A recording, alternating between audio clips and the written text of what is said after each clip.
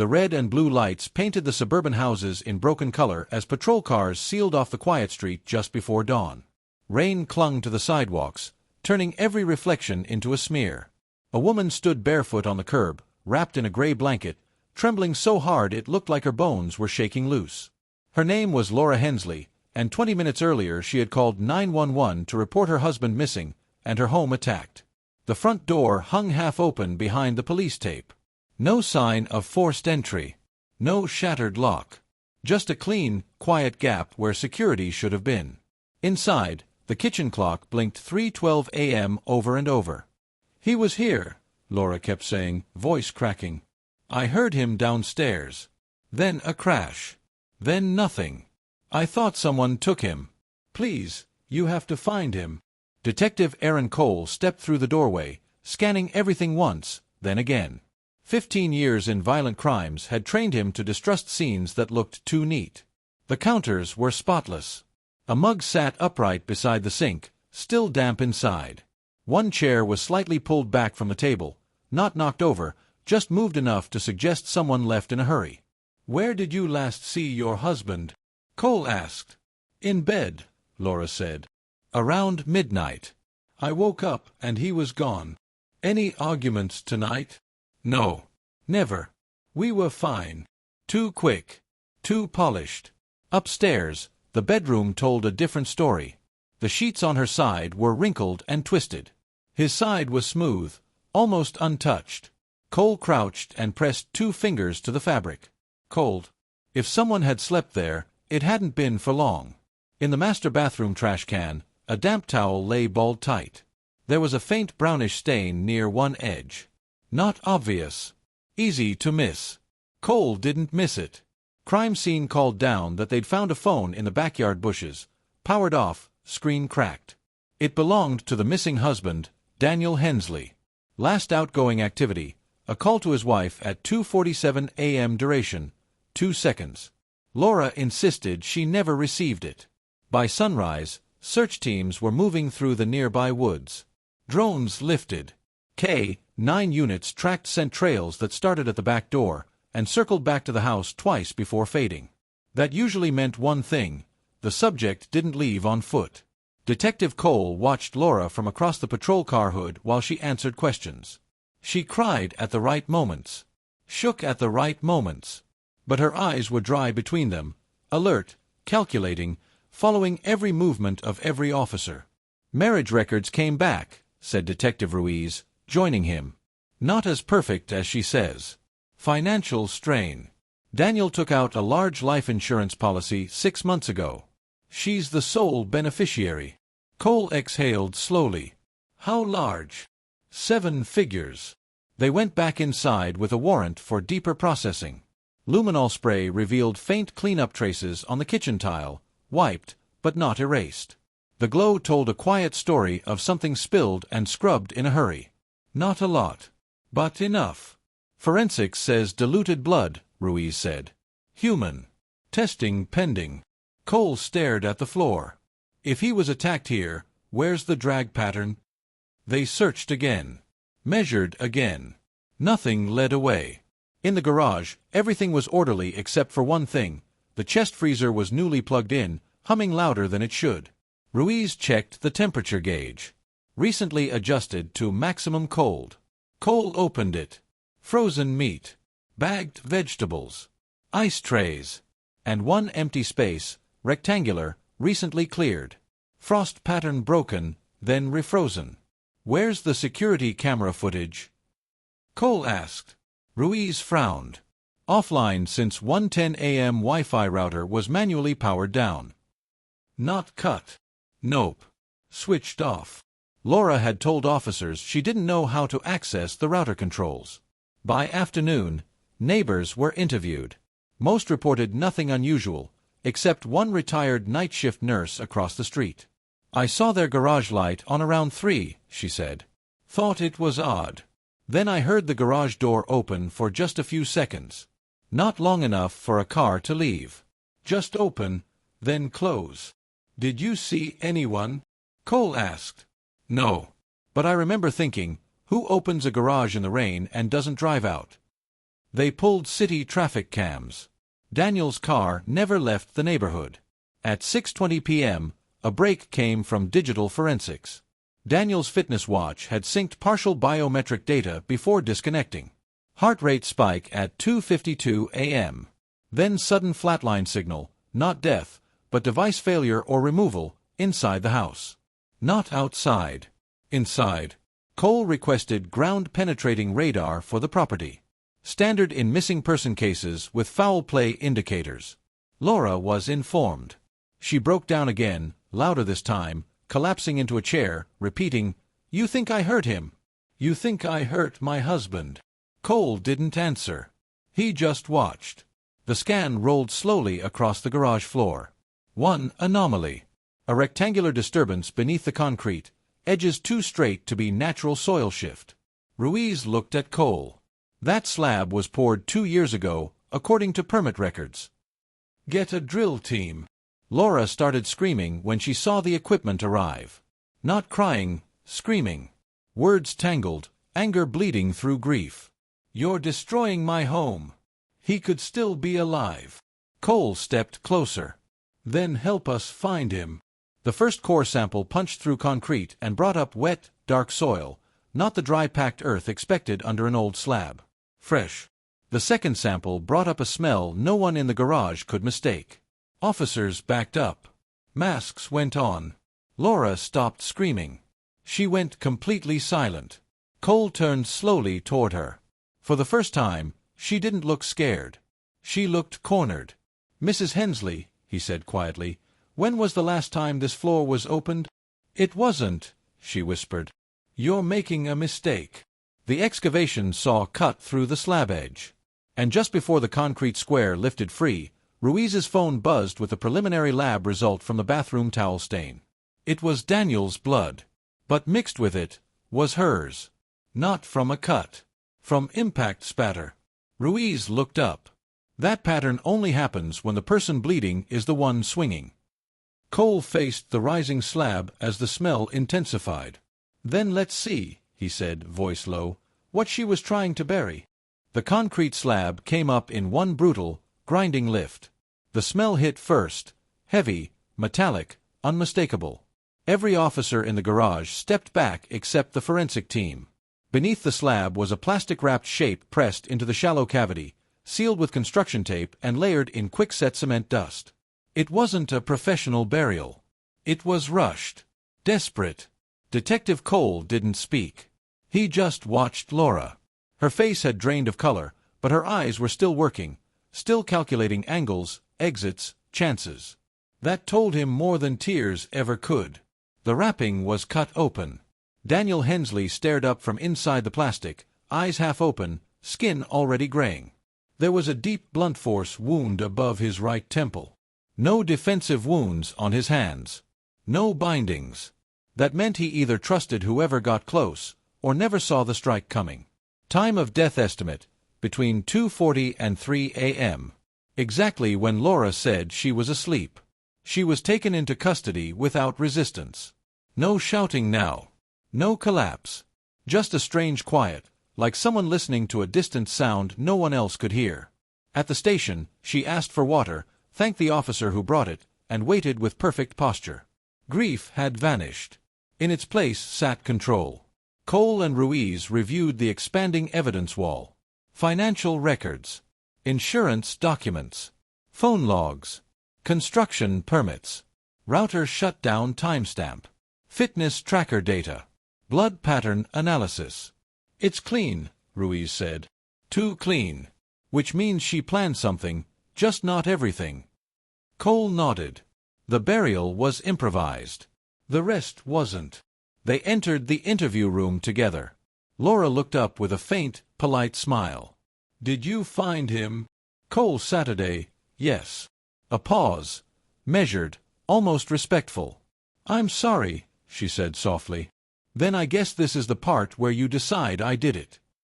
"Not decide," Cole replied. "Prove." She folded her hands. "My lawyer is on the way. But you can talk." "Your husband was struck from the front," Ruiz said. "Close range. No struggle." That suggests familiarity. So does marriage, she answered. His blood is in your bathroom. Impact pattern on your towel. Mixed with yours. I tried to help him. That's what happens when you hold someone who's bleeding. Cole slid a photo across the table, luminol glow across the kitchen floor. You cleaned at 3 a.m. I panicked. Before or after you buried him under your garage? Her eyes flicked, not in shock, but irritation. A crack in the mask. I didn't bury anyone, she said. Cole leaned back. Ground radar says otherwise. So does the concrete saw. Silence stretched. She didn't fill it. Most suspects rush to fill silence. Innocent people hate it. Guilty people measure it. Ruiz changed direction. Tell us about the insurance policy. There's nothing illegal about life insurance. 7 figures is unusual without a trigger event, illness, risk, debt.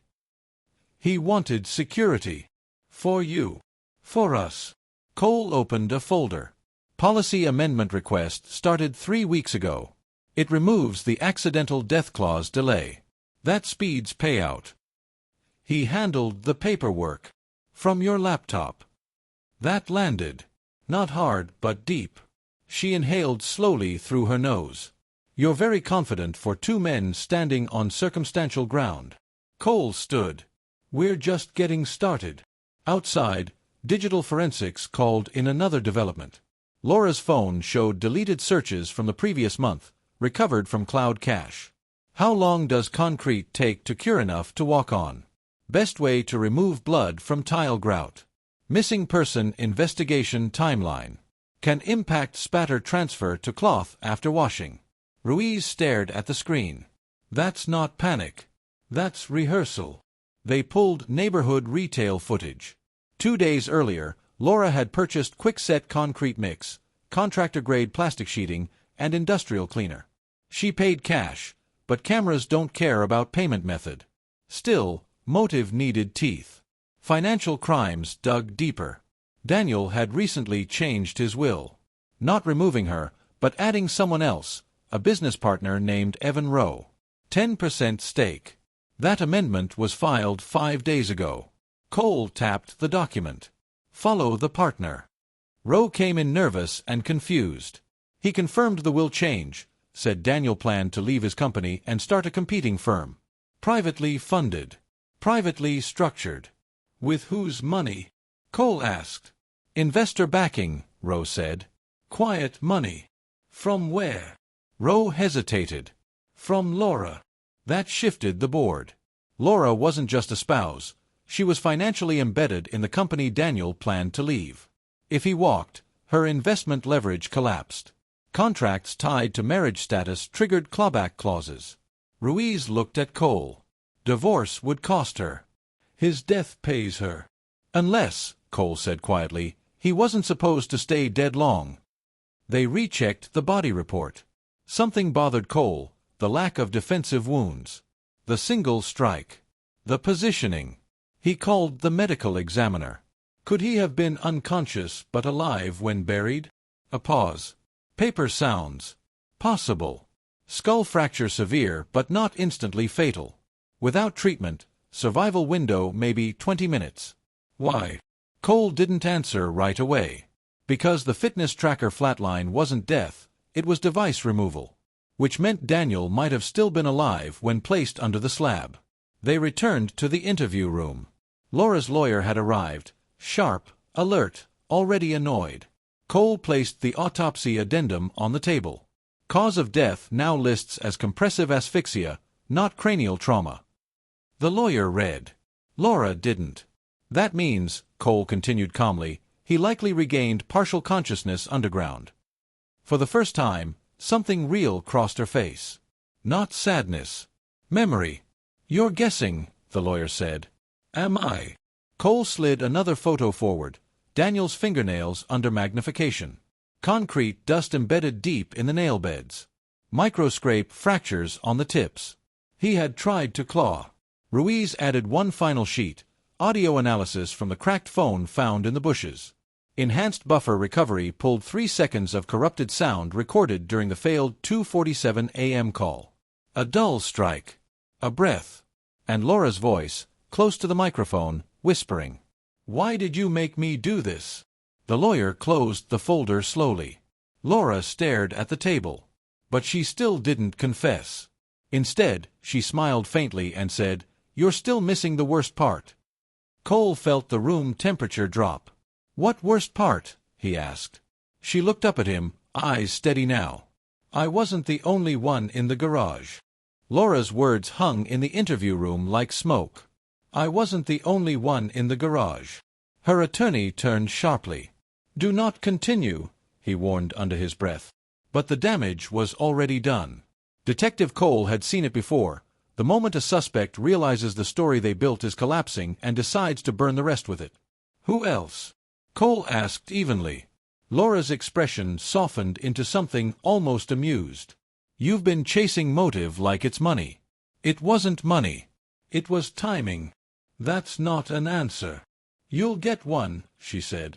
"But you're going to hate it." They ended the interview there, but the pivot changed the investigation's direction within minutes. Cole and Ruiz reopened every timeline window, not just Laura's movements, but anyone connected to Daniel's business, finances, and recent schedule changes. If there was a second person, there would be a leak somewhere. Cell pings, vehicle movement, access logs. They found it in traffic data. At 2:58 a.m., 3 minutes after Daniel's biometric spike and device failure, a rideshare vehicle registered a GPS pause directly outside the Hensley home, trip marked as "no pickup, rider cancelled." The driver dash log showed a figure approaching the car, then waving it off. The rider account was fake. But the face in the dash snapshot wasn't. Evan Rowe, Daniel's business partner. Rowe was brought back in before midnight. This time he looked less confused and more exhausted, like someone who'd been waiting for a knock he knew would come.